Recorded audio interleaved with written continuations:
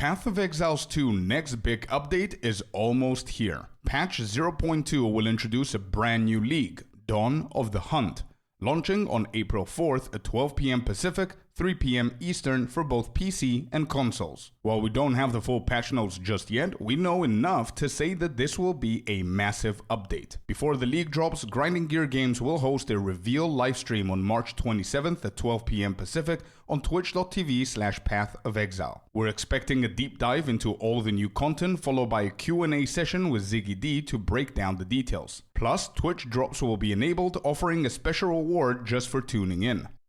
Now, if you haven't been keeping up with GGG's teasers over the past few weeks, this video will cover everything confirmed so far for patch 0.2. And first up, let's talk about the biggest reveal from the latest teaser trailer, a brand new class. Based on the combat style shown and the league's name, Dawn of the Hunt, it looks like we're getting the Huntress, wielding a spear as her weapon of choice. This means we can expect a whole new set of abilities and of course an entirely new weapon type. Spears. But that's not all. New ascendancy classes are also on the way. While multiple have been teased, only one has been confirmed so far through an official image. It looks like the Mercenary is getting a brand new ascendancy specializing in sword and shield combat.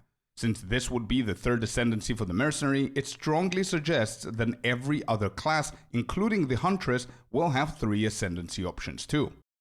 Patch 0.2 is also introducing several new support gems, adding fresh layers of depth to character builds.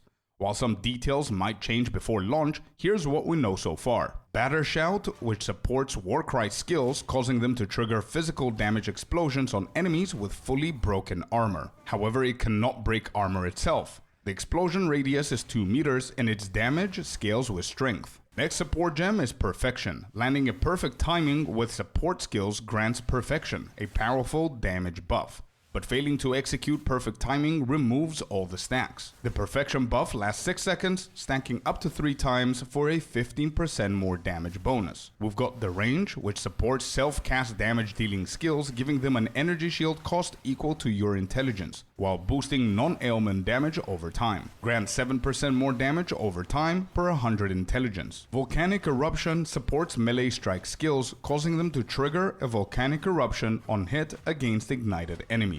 Then we have Embitter, which converts all extra damage types from supported skills into extra cold damage. So if a skill would normally gain extra fire or lightning damage, it will now be treated as cold damage instead. We also have Concoct, which supports self-cast hit-based skills, consuming 20% of maximum life flask charges to increase bleeding damage.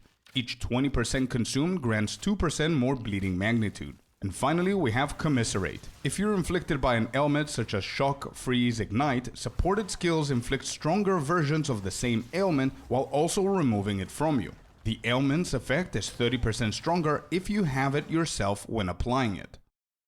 The endgame is also something that is getting big improvements in patch 0.2. The Atlas skill tree is being expanded with new choices and general improvements, giving us more control over our endgame experience. And endgame towers are also getting a major update, which will now feature mechanics such as breaches, rituals, and even bosses. And on top of that, towers will also be able to receive additional modifiers from other towers using the tablets, allowing us to juice our towers just like we do with the maps. And speaking of maps, Grinding Gear Games has also hinted at possible changes to how maps are completed. Instead of running around chasing rares, they're considering a system where defeating a map's boss will trigger map completion. However, this hasn't been fully confirmed yet, so we will likely hear more details in the upcoming livestream on March 27th. Next, we have 4 new unique gear pieces being confirmed.